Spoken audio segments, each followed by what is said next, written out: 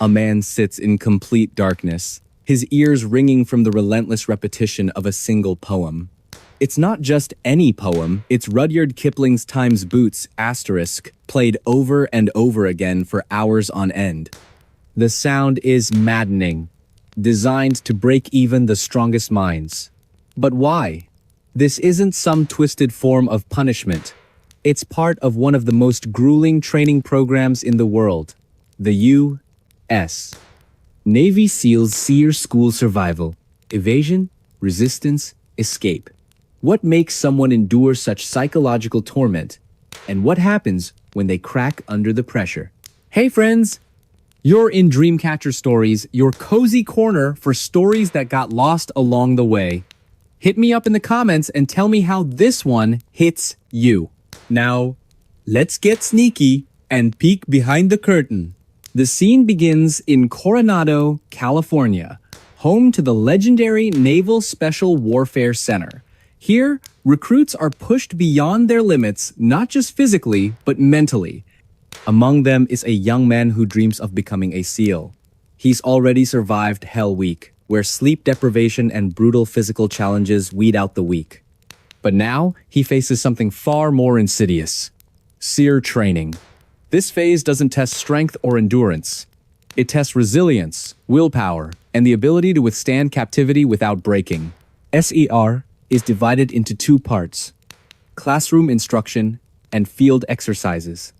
In the classroom, candidates learn survival skills, evasion tactics, and how to resist interrogation.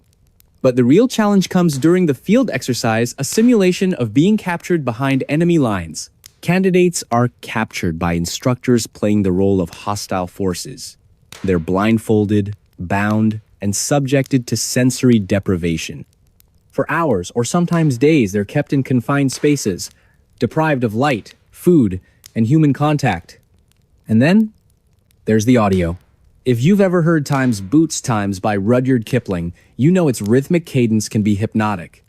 But when played continuously at high volume, it becomes an instrument of torture.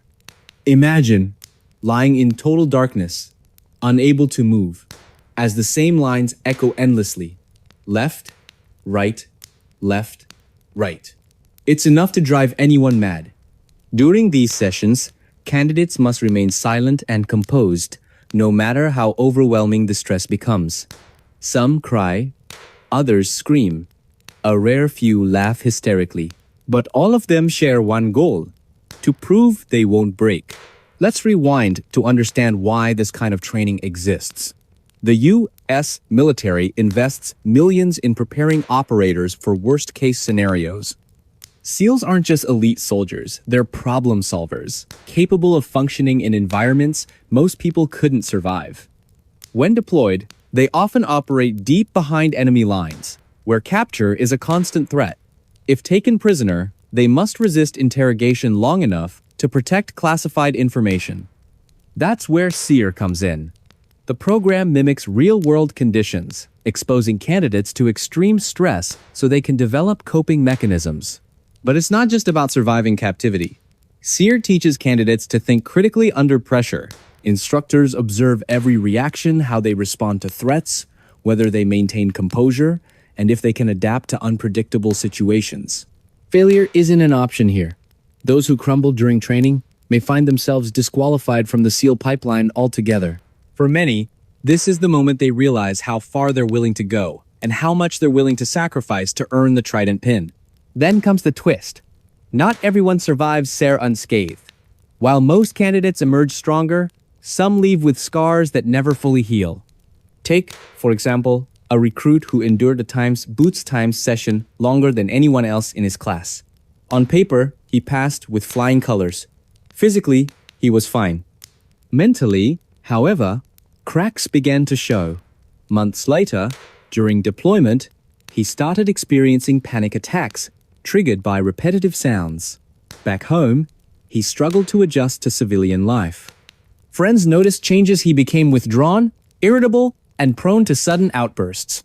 Doctors diagnosed him with PTSD, linked directly to his time in SEER. This revelation sparked debates within the military community. Was SEER too intense? Could prolonged exposure to psychological stress cause lasting damage? Researchers conducted studies comparing veterans who underwent SARE with those who didn't. Results were mixed. While some showed increased resilience, others exhibited symptoms consistent with trauma survivors. Critics argued that pushing candidates to their breaking point risked creating liabilities rather than assets. Supporters countered that war zones don't offer second chances and neither should training. Fast forward to 2023, and advancements in neuroscience provide new insights into the effects of extreme stress on the brain. Brain imaging technology reveals structural changes in individuals exposed to prolonged sensory deprivation and auditory overload. These findings prompt reforms in SARE protocols, emphasizing mental health support alongside physical conditioning. Candidates now receive counseling before and after training, ensuring they're equipped to handle both the rigors of service and the aftermath of combat. Social media platforms buzz with discussions, piecing together fragments of information related to SEER. Reddit forums dissect testimonials from former SEALs, debating the ethics of psychological warfare and training. Conversations range from speculative musings to well-researched arguments supported by data. One member, Brian Carter, gains prominence when he identifies similarities between SARE graduates and other elite operatives worldwide. His findings prompt renewed scrutiny of potential links between rigorous training methods and long-term psychological impacts. Meanwhile, public fascination with the SEALs grows exponentially thanks to burgeoning true crime podcasts and documentaries. Among them is Time's Through the Waves*, hosted by investigative journalist Linda Hayes. Each episode combines archival footage, expert analysis, and newly uncovered evidence to paint a vivid picture of events surrounding SARE training. Listeners become armchair detectives, debating theories ranging from necessary preparation to alleged abuse. During one particularly heated discussion forum, a listener named Amanda Grant posed a thought-provoking question. What if SARE isn't just about survival? What if it's also about desensitization? In 2018, a whistleblower came forward claiming to recall suspicious activity near SARE facilities. Though vague, these recollections sparked new lines of inquiry. Detectives revisited old statements, searching for overlooked details that might connect dots unseen before. Every little piece matters, insisted Detective James Peterson during another late-night session reviewing files stacked high around his desk. By 2020, social media played increasingly vital roles in disseminating information related to the case. Twitter threads dissected evidence, Reddit forums debated theories, and YouTube channels uploaded videos piecing together fragments of the puzzle. Then came the breakthrough. Forensic genealogy techniques identified a distant relative linked to DNA profiles discovered at the crime scene years earlier. Investigators raced to interview the individual, uncovering surprising ties to Willow Creek during the mid-1980 seconds. While circumstantial, the connection provided tantalizing possibilities worth pursuing. "We're closer than ever before," declared James during a press conference held amidst heightened tension. Cameras flashed as reporters clamored for answers, underscoring the significance of this development. Yet, despite these advances, fundamental questions remained unanswered.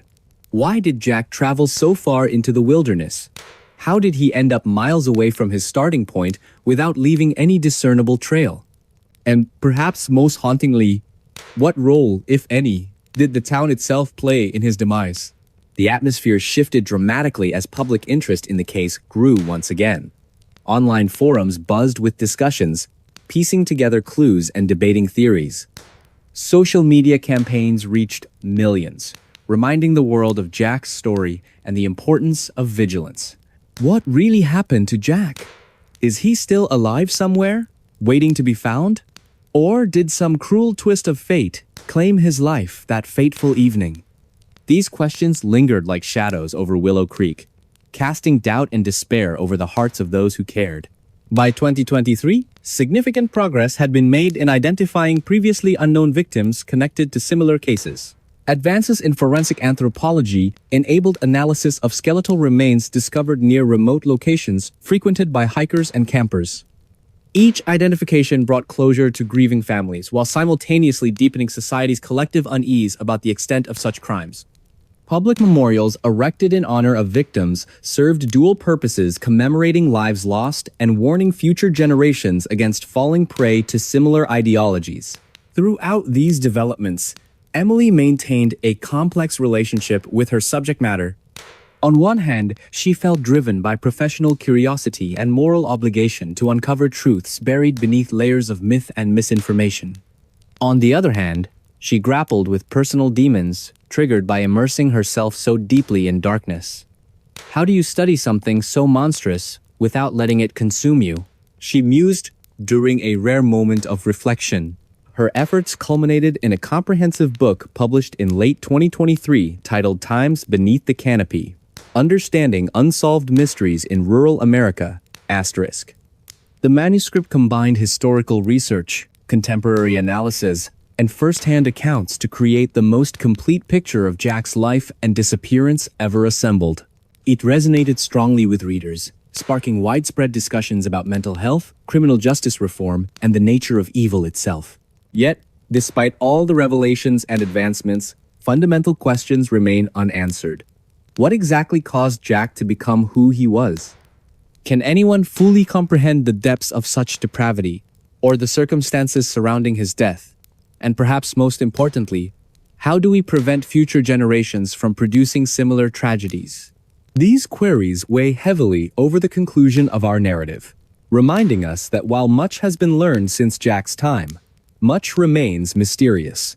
For every answer uncovered, new mysteries arise. As Emily puts it poignantly during a final interview, we may never fully understand Jack or anyone like him, but understanding ourselves better might help stop others from following in his footsteps. So, as we close this chapter of exploration into one man's descent into chaos, let us also consider what lessons it holds for humanity moving forward. Because only by confronting our darkest fears can we hope to illuminate paths toward light and redemption. Or will the shadows always hold sway, reminding us of the limits of human understanding? Now, imagine yourself walking through your neighborhood after hearing this tale.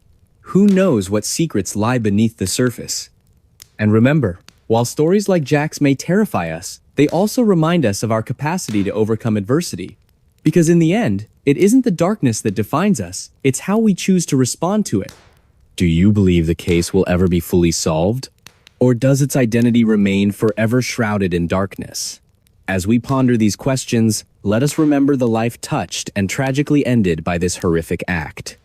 Because only by honoring his memory can we hope to move forward, armed with knowledge and fortified by compassion. And there we go, another memory back from the dark. Don't go too far, I've got more mysteries itching to be told.